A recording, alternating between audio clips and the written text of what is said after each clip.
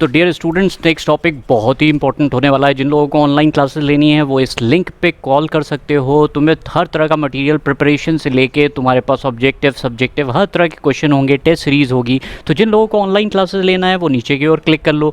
बाकी जिन लोगों ने नहीं, जो लोग यूट्यूब पर देख रहे हैं वो सब्सक्राइब कर लो, क्योंकि आने वाले टाइम पर तुम्हारे पास पूरा टॉपिक, पूरा कोर्स आने वाला है।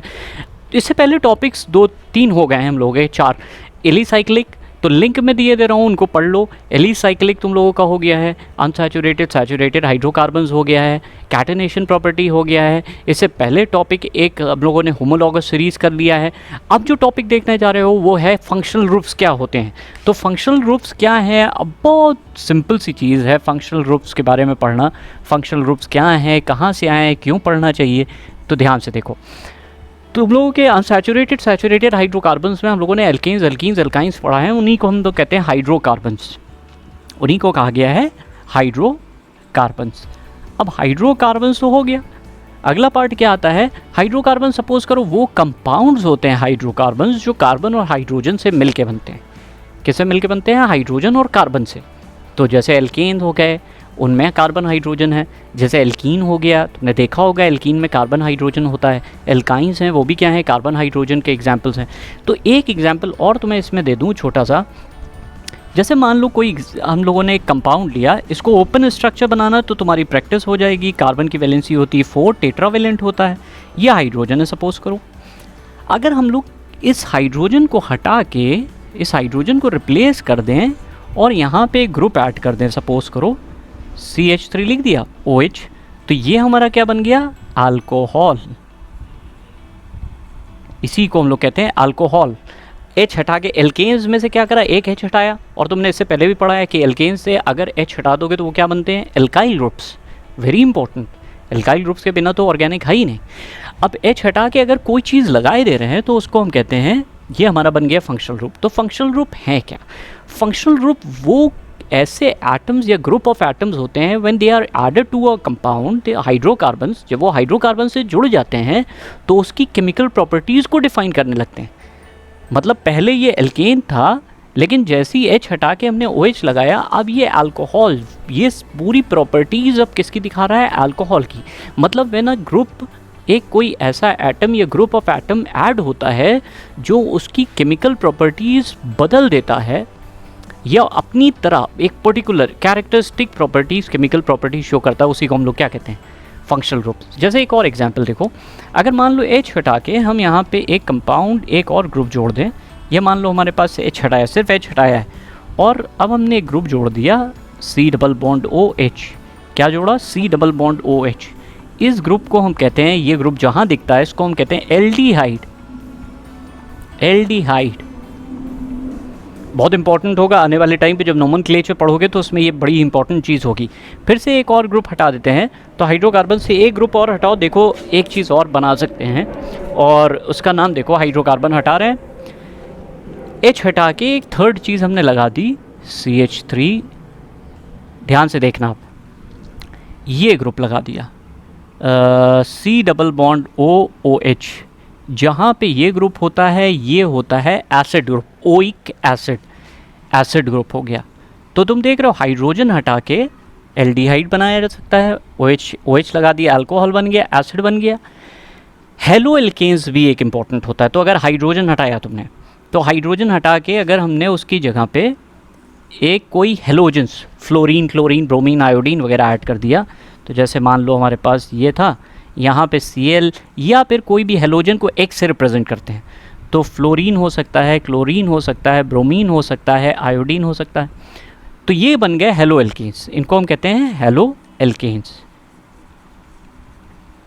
ठीक इसी तरह से अब कीटोन्स थोड़ा सा अलग होते हैं। कीटोन्स में क्या होता है, सेम तुमने हाइड्रोजन हटाया, सपोज करो हमने हाइड्रोजन हटा दिया और हाइड्रोजन हटा के एक ग्रुप लगा दिया, चाहे ये ग्रुप लगा दिया, यहाँ से CH3, सबसे आसान तो सबसे लोएस्ट ये हो जाएगा। अगर इसकी जगह एक और चीज़ लगा दो CH3, C double bond O, CH2, CH3, तो यहाँ पे ग्रुप्स चेंज हो रहे हैं। जहाँ कहीं ये ग्रुप आ जाता है उसको हम कहते हैं कीटोन्स, तब इसे नाम दिया जाता है कीटोन्स का।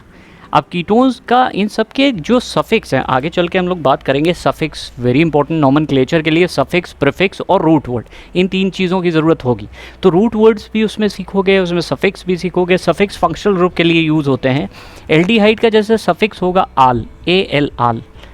अल्कोहल का सफिक्स होता है ओल। मतलब ये डिफाइन करते हैं तुम्हारे कंपाउंड में कौन से टाइप का फंक्शनल ग्रुप है, एल्डिहाइड है, कीटोन है। एसिड के लिए जो सफिक्स यूज़ होगा वो ओइक एसिड, ये बाद में रिकॉल एक बार और होगा। कीटोन्स के लिए वर्ड यूज़ होता है one, ONE suffix. Haloalkanes के लिए क्या यूज़ होता है, जैसे जिस नाम में ही वो दे दिया है, हेलो एल्केन्स, क्लोरो एल्केन। तो ये तुम्हारे पास पार्ट होगा। फंक्शनल ग्रुप्स क्या होते हैं? फंक्शनल ग्रुप बेसिकली कभी भी किसी ग्रुप में एक और फंक्शनल ग्रुप होता है। जैसे मान लो तुम्हारे पास H हटाया हमने, ये CH3 है, H हटाया और यहाँ पे लगा दिया कोई OCH3 या OCH25, ये डिपेंड करता है। तो इसको हम कहते हैं ईथर।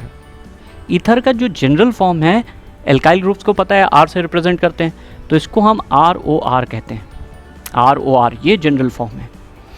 तो जनरल फॉर्म अलग चीज़ है। जनरल फॉर्म लिखा जाता है एक तरह से कि जनरल फॉर्म हर एक का एक बार लिख के दिखा देता हूँ क्या होता है जनरल फॉर्म। तो ये सिंपल सी चीज़ें हैं। सफिक्स इसके इंपॉर्टेंट होंगे, ख़ास करके नेमिंग में थोड़ी हेल्प मिलेगी इससे। और उसके बाद तुम्हारे पास एक पार्ट आएगा, तो पहले तो इसके जनरल फॉर्म देख लो। तो अल्कोहल का जनरल फॉर्म, ये टेबल ही बना लो। अल्कोहल का जो जनरल फॉर्म होता है वो होता है ROH, और इसका जो नाम एंड होता है वो होता है ओल पे, OL। इसी तरह से एसिड का जो जनरल फॉर्म है वो RC⋯OOH। R यहाँ पे कुछ नहीं, ये क्या है, एल्काइल ग्रुप्स। इसका नाम एंड होता है ओइक एसिड पे। तीसरा तुम्हारे पास ग्रुप आता है एल्डिहाइड। तो एल्डिहाइड में तुम्हारे पास जो जनरल फॉर्म आएगा वो आएगा RC⋯OH। ये ग्रुप देख रहे हो, ये एल्डिहाइड है, इसका नाम एंड होगा आल पे। फिर एक ग्रुप आता है तुम्हारे पास कीटोन्स। कीटोन्स में तुम्हारे पास जो आएगा वो आएगा RC⋯OR। ये जनरल ग्रुप होता है, इसका नाम एंड होता है ओन पे। तो एल्डिहाइड्स, कीटोन, ईथर्स जो होते हैं उनका नाम एंड होता है ROR पे। दो तरफ एल्काइल ग्रुप, बीच में ऑक्सीजन, तो उसको नाम क्या देंगे? इसका नाम थोड़ा सा अलग होता है, एल्कोक्सी एल्केन। मिथॉक्सी, जैसे एग्जाम्पल के तरह मिथॉक्सी मीथेन, इथॉक्सी प्रोपेन, कुछ भी हो सकता है। तो ये तुम्हारे पास कुछ फंक्शनल ग्रुप के नेमिंग है, इनको याद रखो। इनके बिना नोमेनक्लेचर नहीं हो पाएगा। तो नेक्स्ट में हम लोग नोमेनक्लेचर पढ़ेंगे, इसके बाद टॉपिक में इंपॉर्टेंट हो जाएगा, ध्यान से ये चीज़ें ऐड कर लो। तो अगर जिन लोगों को ऑनलाइन क्लासेस लेना है, फिर से इसमें एक सब्सक्रिप्शन बटन, सब्सक्राइब कर लो पहले, तो नोटिफाई कर लो, नोटिफिकेशन रिंग बटन दबा लो। आने वाले टाइम पे जितने वीडियोस हैं वो सब तुम्हारे पास पहुंचेंगे। जिन लोगों को ऑनलाइन क्लासेस लेना है वो ऑनलाइन क्लासेस ले सकते हैं, हर तरह का मटेरियल मिलेगा, टेस्ट होंगे उसमें तुम्हारे डाउट्स क्लियरेंस की सारी चीज़ें हैं। तो जिन लोगों को भी लेना है ऑनलाइन क्लासेस वो इस नंबर पर कॉल कर सकते हैं, जो चलेगा। कैसा लगा वीडियो? लाइक करो, शेयर करो, सब्सक्राइब करो। Thank you so much.